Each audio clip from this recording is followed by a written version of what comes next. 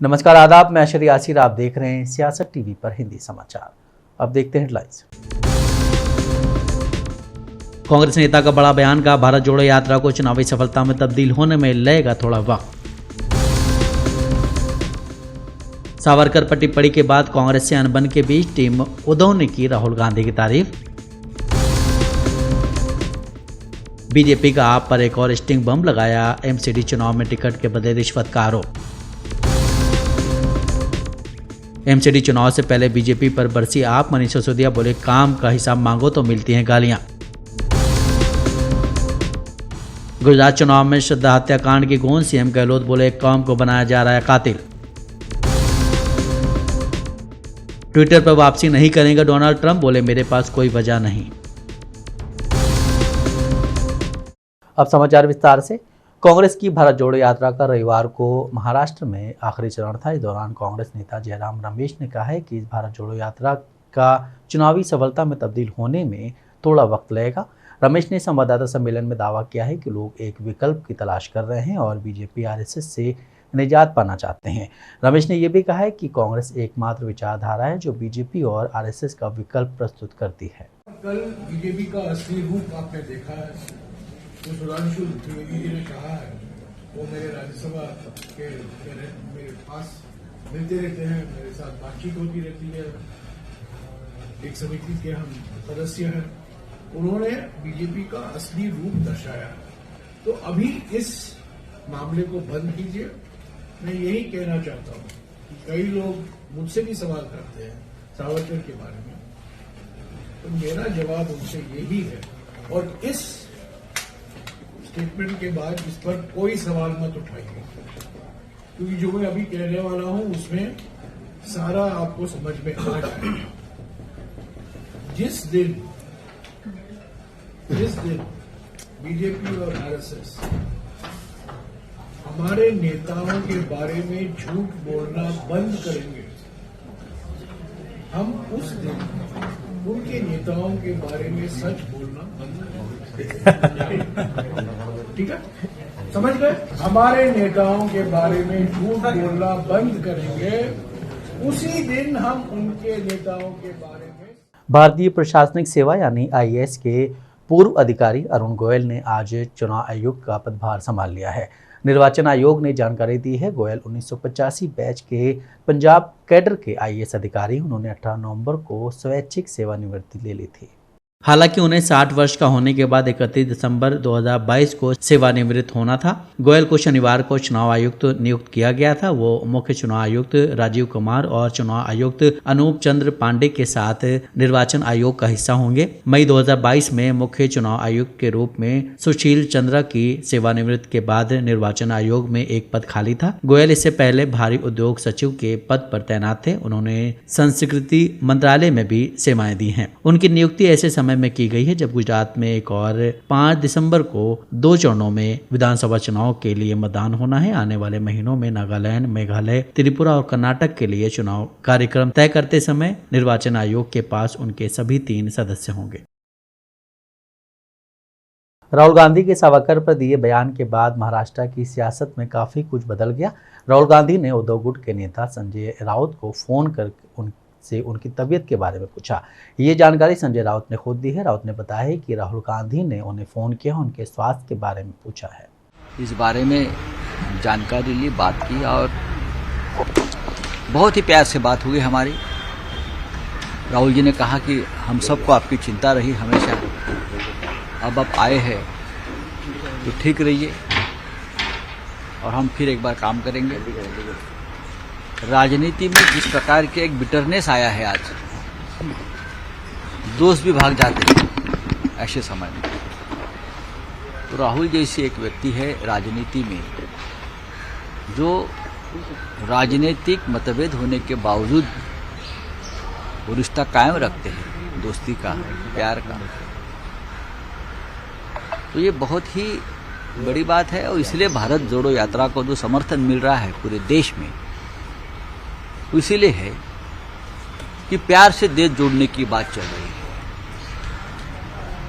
और मैंने कल देखा राहुल जी के बातों में जो मिठास और जो प्यार था, और जो बच्चे हो, बूढ़े हो, युवा हो जो भारत जोड़ो यात्रा में उनके साथ जुड़ रहे हैं, इसका कारण है कि उन्हें लगता है कि हमारा राहुल है, राहुल जी नहीं या राहुल साहब नहीं। ये बड़ी बात होती है कभी भी राजनीति में। तो इसलिए मैंने लोगों को बताया कि राजनीति में ऐसे भी लोग हैं, नहीं तो आज महाराष्ट्र के राजनीति में सभी पार्टी में हमारे दोस्त हैं, कभी ना कभी हम एक दूसरे के साथ काम भी किया है, लेकिन कितने लोगों ने पूछा कि आप कैसे हो। कितने लोग, जब मैं जेल में था तो फैमिली के साथ एक कम्युनिकेशन किया था, नहीं, एक हमारी पार्टी के लोग थे, एनसीपी के हमारे वरिष्ठ नेता थे, कांग्रेस के थे, लेकिन हमारे मित्र तो बीजेपी में भी है, वो तो खुश रहे हम जुड़ जाने के बाद। उसे राजनीति नहीं कहते, राजनीति नहीं कहते उसे, ये तो मुगलों के जमाने की राजनीति। भारत में पिछले 24 घंटों में कोरोना वायरस संक्रमण के 406 नए मामले सामने आने से देश में अब तक संक्रमित हो चुके लोगों की कुल संख्या बढ़कर 4,40,69,421 पर पहुंच गई है। वहीं इलाज करा रहे मरीजों की संख्या 6,402 रह गई है। केंद्रीय स्वास्थ्य मंत्रालय की ओर से आज सुबह जारी आंकड़ों के मुताबिक संक्रमण से 12 लोगों की मौत होने के बाद मरने वालों की संख्या 5,30,586 हो गई है। इन 12 मामलों में 11 वो लोग भी शामिल हैं जिनके नाम संक्रमण से मौत के आंकड़ों का पुनः मिलान करते हुए केरल ने वैश्विक महामारी से जान गंवाने वाले मरीजों की सूची में जोड़े हैं। वहीं पिछले 24 घंटों में राजस्थान में संक्रमण से एक मरीज की मौत हो गई है। आंकड़ों के मुताबिक देश में कोरोना वायरस संक्रमण के इलाज करा रहे मरीजों की संख्या घटकर 6,402 रह गई है, जो कुल मामलों का 0.01% है। वहीं पिछले 24 घंटों में इलाज करा रहे मरीजों की संख्या में 87 की कमी दर्ज की गई है। मरीजों के ठीक होने की राष्ट्रीय दर बढ़कर 98.80% हो गई है। आंकड़ों के मुताबिक देश में अभी तक कुल 4,41,32,433 लोग संक्रमण मुक्त हो चुके हैं, जबकि कोविड-19 से मृत्यु दर 1.19% है। मंत्रालय की वेबसाइट पर मौजूद जानकारी के मुताबिक राष्ट्रव्यापी टीकाकरण अभियान के तहत अभी तक कोविड-19 रोधी टीकों की 219.86 करोड़ खुराक दी जा चुकी हैं। दिल्ली नगर निगम चुनाव से पहले बीजेपी ने आम आदमी पार्टी को लेकर स्टिंग ऑपरेशन का एक वीडियो जारी किया है। बीजेपी ने आरोप लगाया है कि आप नेता उगाही करने में व्यस्त हैं। आप गोपाल राय और सौरभ भारद्वाज पर भी उगाही करने का आरोप लगाया गया है। बीजेपी नेता संबित पात्रा और विजेंद्र गुप्ता ने प्रेस कॉन्फ्रेंस में आम आदमी पार्टी को लेकर यह स्टिंग वीडियो जारी किया है। वीडियो जारी करने से पहले संबित पात्रा ने कहा था कि ये कहना अतिशोचनीय नहीं होगा कि this is mother of all sting. और अगर यूं कहा जाए तो ये अतिशयोक्ति नहीं होगी, this is the mother of all stings.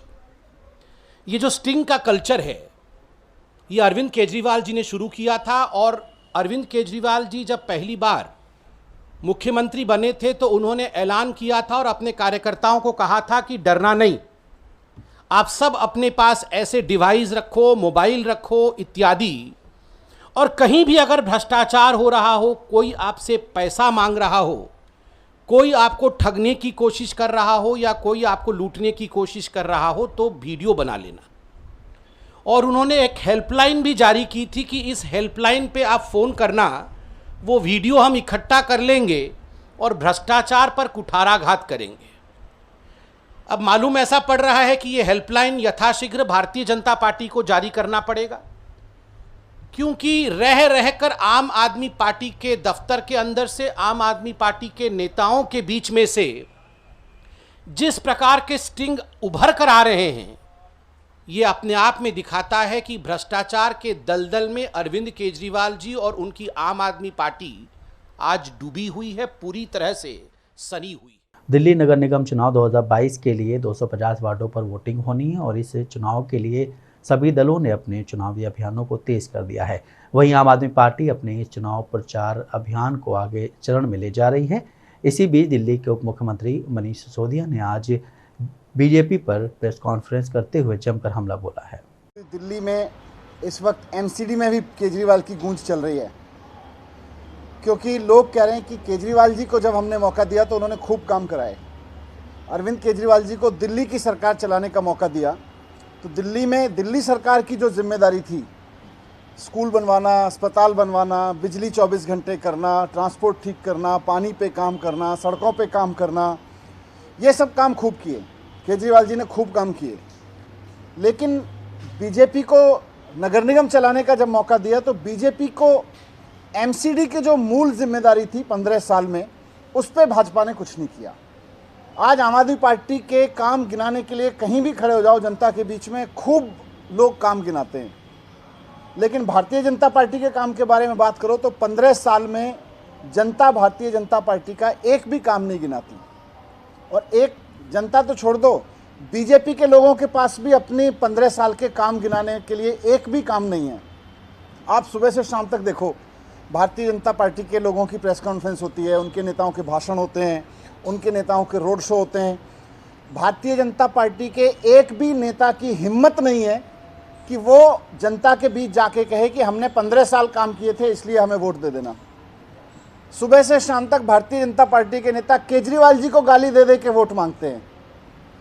जनता कहती है भाई क्यों वोट दें, केजरीवाल जी को एक गाली दे देते हैं। जनता दूसरे मोड़ पे फिर पूछती है क्यों वोट दें आपको, फिर केजरीवाल जी को गाली दे देते हैं। उनका कोई राष्ट्रीय अध्यक्ष आता है, उससे पूछते हैं लोग भाई क्यों वोट दें, केजरीवाल जी को गाली।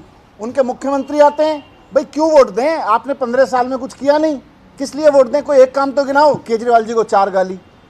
तो सुबह से शाम तक भारतीय जनता पार्टी के नेता सुबह उठते हैं, पानी पीने के बाद से केजरीवाल जी को गाली देने के साथ शुरू करते हैं, और रात को जब सोते हैं तो केजरीवाल जी को गाली देने के साथ सोते हैं। उनका काम एक ही है 24 घंटे, केजरीवाल जी को गाली देना, केजरीवाल जी को गाली देना, केजरीवाल जी को गाली देना। एमसीडी का चुनाव नहीं लड़ रहे, केजरीवाल जी को गाली देने का चुनाव लड़ रहे हैं, उनका कंपटीशन उससे है। तो हम उस तूतू में कि उसमें नहीं है, हमारे पास काम है, उनके पास गालियां हैं।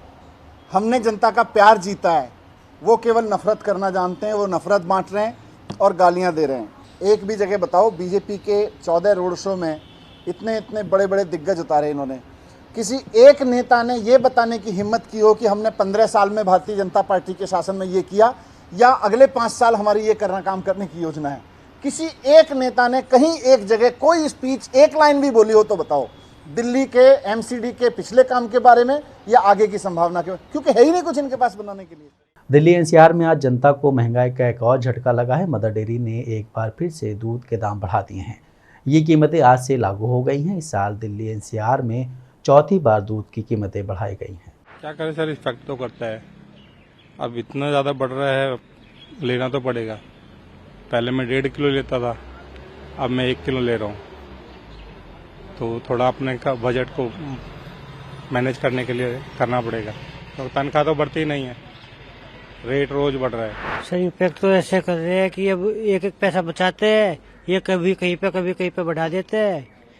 महीने के एंड में दिवाला निकल जाता है हमारा। तो पहले 48 रुपये का था, आज 50 का लिया है, तो 2 रुपये कहाँ से आएंगे। एक दिन के 2 रुपये, महीने के 60 रुपये हो गए ना। अब 60 रुपये का कुछ और सामान लेगा घर में, वो तो कटौती हो ही गई वहाँ पे।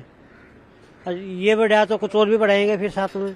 ये साल में 4 बार बढ़ी है, कैसे देखते हैं? सिर्फ 4 ही बार बढ़ी है। मैं सरप्राइज हूँ, हमें तो लगता है कि हर महीने बढ़ाते हैं। This is too much. दूध का प्राइसेस इतने धीरे धीरे बढ़ा के इतना ले आए हैं, लिटिल टू मच। पता नहीं आपके डेली के एक्सपेंडिचर में कैसे इफेक्ट करता है? बहुत इफेक्ट करता है। अब मेरे 2 बच्चे हैं, दोनों को मतलब फुल क्रीम दूध अगर मैं देता हूँ, which is a necessity kind of thing, and becomes very difficult. Just keeps on budget तो बढ़ ही जाता है, and then we have to cut somewhere else. वो तो होता ही है, बट दूध में तो कोई हम खत्म ही नहीं कर सकते कि भाई दूध, चलो दूध नहीं लें, ये ऑप्शन भी नहीं है, दूध तो लेना ही पड़ेगा। It's really painful, very painful. हम लोग तो जो है ना फुल क्रीम दूध लेते हैं, और ये साल में करीब 4 बार बढ़ चुका है, जो कि हमारा जो है ना सारी की सारी जो है ना खर्चा सब हिला दिया है। तो आज भी 1 रुपये बढ़ा, आज भी बढ़ गया है 1 रुपये, जो कि ठीक नहीं है। इससे जो है ना मतलब बहुत घर खर्च भी और सब चीज़ों में जो है ना बड़ी एडजस्टमेंट में बहुत दिक्कत होती है। ये ऐसे क्यों करते हैं कि भाई दूध का प्राइस हर बार आओ, अगले दिन आओ तो आपको पता चलेगा कि प्राइस बदल गया है। ऐसे ही लगता है हमेशा हर बार। और हम नॉर्मली होता है कि इतना पैसे लेके आए, तो कहते हैं नहीं सर 4 रुपये एक्स्ट्रा देने पड़ेंगे। और ये बहुत स्मार्टली क्या करते हैं, इंक्रीमेंटली बढ़ाते हैं, धीरे धीरे बढ़ा दिया। ये नहीं कि भाई दूध, समझ नहीं आ रहा कि इसका दूध का रीज़न क्या है। कोई रीज़न, कहीं कोई एनालिसिस नहीं हो रहा कि दूध का रीज़न ऐसे बढ़ क्यों रहा है। कभी कॉस्ट बढ़ गया है, क्या बढ़ गया है, कुछ नहीं पता, बस वो दूध का बढ़ाते रहो। गुजरात के पंचमहाल जिले के हालोल में दिल्ली के मुख्यमंत्री अरविंद केजरीवाल के रोड शो के दौरान कुछ लोगों ने प्रधानमंत्री नरेंद्र मोदी के पक्ष में नारे लगाए। इस पर आपके राष्ट्रीय संयोजक ने प्रतिक्रिया दी। बेरोजगारी बहुत हो गई है। ये मेरे कुछ दोस्त आए हैं जो मोदी मोदी चिल्ला रहे हैं। मैं उनको बोलना चाहता हूं कि आप जिसका मर्जी नारा लगाओ, लेकिन तुम्हारे बच्चों के लिए स्कूल तो केजरीवाल बनाएगा। तुम जिसका मर्जी नारा लगाओ, तुम्हारी बिजली तो मुफ्त केजरीवाल करेगा। हमें किसी से कोई दुश्मनी नहीं है, जिसका मर्जी नारा लगाओ, एक दिन हम इनका भी दिल जीत के अपनी पार्टी में लेके आएंगे। बहुत बड़ा बदलाव होने वाला है, बहुत बड़ा बदलाव। भारतीय जनता पार्टी हार रही है, कांग्रेस की जमानत जब्त हो रही है, आम आदमी पार्टी की सरकार बनने जा रही है। इसीलिए भाजपा ने सारे मीडिया वालों को बोला है कि केजरीवाल को मत दिखाना। तो मीडिया वाले केजरीवाल को नहीं दिखाएंगे, पर आप सारे जने फेसबुक लाइव कर दो, आपका एक एक कैमरा हमारा टीवी कैमरा बनेगा, एक एक कैमरा से हजारों लोग देखेंगे। सही है कि नहीं है? सब लोग फेसबुक लाइव करो, और जिस जिसके पास फेसबुक नहीं है रिकॉर्डिंग कर लो, वीडियो कर लो और सबको व्हाट्सएप कर देना। मंजूर है? दिल्ली में श्रद्धा हत्याकांड अभी सुलझा भी नहीं कि इस बीच यूपी में एक ऐसी घटना सामने आई है। मामला यूपी का आजमगढ़ का है, जहां एक युवक ने अपनी पूर्व प्रेमिका की सिर्फ इसलिए हत्या कर दी क्योंकि उसने किसी और से शादी कर ली थी। लेकिन आरोपी इतने पर ही नहीं रुका, उसने लड़की की हत्या करने के बाद उसके शव के 6 टुकड़े भी किए। पुलिस के मुताबिक घटना 15 नवंबर की है। 16 तारीख को थाना क्षेत्र अहिरोला में पश्चिम पट्टी के पास सड़क के किनारे एक कुएं में अज्ञात युवती की डेड बॉडी मिली थी, जिसमें सिर नहीं था और बॉडी को अलग अलग पार्ट्स में काटा गया था। जनपद पुलिस के लिए एक बहुत बड़ी चुनौती थी इस घटना का खुलासा करना और इसमें जो भी अभियुक्त शामिल हैं उनके खिलाफ कार्रवाई करना। इसके लिए 5 अलग अलग टीमें गठित की गई थी, जिसमें एडिशनल एसपी हमारे 2 सीओ साहिबान और समस्त थाना प्रभारियों को लगाया गया था। अलग अलग जनपदों में टीमें भेजी गई थी शिनाख्त करने के लिए। बहुत महत्वपूर्ण रोल थाना अहिरोला पर नियुक्त आरक्षी चालक राजेश वर्मा के द्वारा इस घटना में इनका महत्वपूर्ण रोल रहा। लड़की की शिनाख्त आराधना प्रजापति, इनकी उम्र लगभग 22 वर्ष है, ये इसहाकपुर गांव के रहने वाले हैं। इनके रूप में इनकी शिनाख्त हुई, जो डेड बॉडी पे के हाथ में कंगन था और हाथ में एक धागा था और पैर में जो नेल पॉलिश थी। इसके आधार पे पुलिस को ये संभावना लगी कि ये डेड बॉडी उनकी हो सकती है। परिजनों से बातचीत की गई, विस्तार में तफ्तीश की गई, CDR एनालिसिस बहुत डिटेल में किया गया। इस CDR एनालिसिस के आधार पे और सारी तफ्तीश के आधार पे प्रिंस यादव एक अभियुक्त जिसका पिछले 2 साल से मृतका के साथ संबंध था, इसको पुलिस के द्वारा गिरफ्तार किया गया। कड़ाई से पूछताछ करने के दौरान इसने पुलिस को पूरी कहानी बताई कि किस प्रकार से इसने घटना कारित की। कल रात्रि को इसको गिरफ्तार किया गया। 5 टीमों ने इससे लगातार पूछताछ की है। पूछताछ के दौरान इसने बताया कि 2 साल से मृतका के साथ इसका संबंध था। ये बाहर विदेश में रहते हुए काम कर रहा था।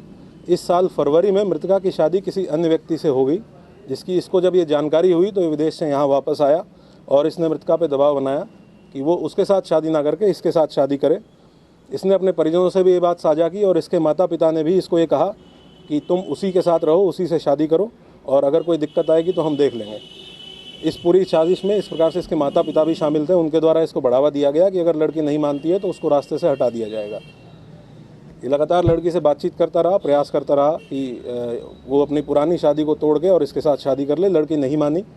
29 तारीख के बाद से, 29 अक्टूबर के बाद से इसके दिमाग में ये पक्की प्लानिंग हो गई कि इसको लड़की की हत्या करनी है। ये लगभग 2-3 दिन के लिए अपने घर से गायब हुआ। दिसंबर महीने की 19 से 23 तारीख तक मध्य प्रदेश विधानसभा का शीतकालीन सत्र चलेगा। इसके लिए विधानसभा सचिवालय ने अधिसूचना जारी कर दी है। सत्र की सूचना जारी होते ही मध्य प्रदेश की सियासत में उबाल आने लगा है। बीजेपी और कांग्रेस के नेताओं की बयानबाजियों का दौर शुरू हो गया है। कांग्रेस के पूर्व मंत्री सज्जन सिंह वर्मा ने ट्वीट कर राज्य की बीजेपी सरकार पर निशाना साधा है। उन्होंने लिखा है कि सरकार सत्र चलाने से डरती है। हालांकि उनके इस ट्वीट का जवाब भी मध्य प्रदेश के गृह मंत्री नरोत्तम मिश्रा ने दे दिया है। कांग्रेस के लोग जो सत्र होता है उस पर चर्चा करते नहीं, चर्चा के वक्त हंगामा करते हैं। जहां हंगामा करना चाहिए वहां चर्चा करते हैं। ये अति महत्वपूर्ण सत्र है। वो जो भी जनहित के मुद्दे विधि सम्मत उठाना चाहे, सरकार तैयार। राजस्थान के मुख्यमंत्री अशोक गहलोत ने श्रद्धा हत्याकांड पर अपनी बात रखी और कहा है कि दूसरे दल राजनीति के लिए कौम को घेर रहे हैं। सीएम गहलोत ने इसे एक दुर्घटना बताया है। उनका कहना है कि इस मुद्दे को नाम दे दिया गया है, जुमले कस दिए गए हैं। सीएम गहलोत का कहना है कि ये कोई नई बात नहीं, सदियों से अंतर्जातीय और अलग अलग धर्मों में शादियां होती आ रही, लेकिन अब राजनीति करने के लिए एक धर्म को टारगेट बनाया जा रहा है। ये घटना है, घटना दुर्घटना है। ये तो नाम दे दिए गए हैं, नाम दे दिए गए हैं, जुमले कर दिए गए हैं, जुमले कर दिए गए हैं। आप इसको किसी रूप में ले लीजिए, ये तो कोई नई बात नहीं। सदियों से इंटरकास्ट, इंटर धर्म के नाम पे जो शादी होती है, कोई नई बात तो नहीं है। पर जब आपने टारगेट बना दिया एक कौम को, एक धर्म को, उसके आधार पे आपकी राजनीति चल रही है देश के अंदर, उसका फायदा आपको मिल रहा है। क्योंकि धर्म के नाम पर, जाति के नाम पर इकट्ठा करना हो, संगठित करना हो, मॉब क्रिएट करना हो तो बड़ा आसान काम है। आग लगाना बड़ा आसान है, आग को बुझाने में वक्त लगता है। कोई बिल्डिंग बनाओ आप, भवन, वक्त लगता है, साल भर लगता है, 2 साल लगते हैं। गिराना हो तो आप गिरा दीजिए, आराम से गिर जाएगी बिल्डिंग। यूएस के पूर्व राष्ट्रपति डोनाल्ड ट्रंप का ट्विटर अकाउंट बहाल कर दिया गया। उन्होंने सार्वजनिक रूप से एक ट्विटर पोल के बाद इसकी जानकारी दी। हालांकि अब पूर्व राष्ट्रपति ट्रंप को ट्विटर पर कोई दिलचस्पी नहीं, उन्हें ट्विटर इस्तेमाल करने से साफ इनकार कर दिया है। मीडिया रिपोर्ट्स के मुताबिक अकाउंट रिस्टोर हो जाने के बाद एक वीडियो कॉन्फ्रेंसिंग में पूर्व राष्ट्रपति ट्रंप ने कहा है कि मेरे पास ट्विटर पर आने की कोई वजह नहीं है, मुझे इसका कोई कारण नहीं दिखता है। ट्विटर पर अब बॉट्स और फर्जी अकाउंट भरे पड़े हैं। मैंने जिन समस्याओं का सामना किया वो अविश्वसनीय थी। हालांकि अपने वक्तव्य में उन्होंने एलन मस्क की प्रशंसा भी की है, लेकिन साफ तौर पर संकेत किया है कि वो सोशल मीडिया पर बने रहेंगे। दरअसल 6 जनवरी 2021 को यूएस कैपिटल में दंगे हुए थे और इसके लिए एक हद तक डोनाल्ड ट्रंप को जिम्मेदार माना गया था। दंगों में उनकी भूमिका को लेकर अमेरिका में जांच भी चल रही है। इसी दौरान वो अपने समर्थकों से ट्विटर के माध्यम से ही आधिकारिक बातें किया करते थे और यही कारण रहा है कि उन्हें दंगों के ठीक बाद सोशल नेटवर्किंग प्लेटफॉर्म से बैन कर दिया गया। तब से पूर्व अमेरिकी राष्ट्रपति अपने social networking app truth social पर एक्टिव हैं। हिंदी समाचार यहीं समाप्त होता है। मुझे दें इजाजत। बाकी खबरों के लिए आप बने रहें सियासत टीवी के साथ।